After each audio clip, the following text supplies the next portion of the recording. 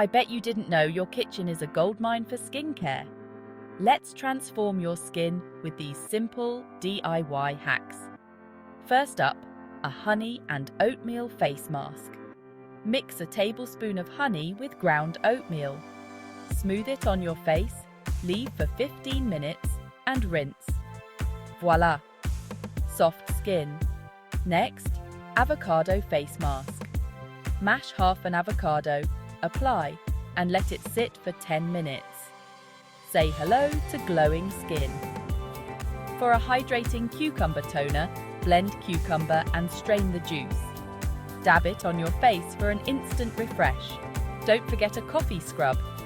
Mix coffee grounds with coconut oil. Scrub gently and rinse for smooth skin. Need acne help? Aloe, Vera and turmeric is your friend. Mix and apply to banish those breakouts. Stay tuned for more DIY skincare magic.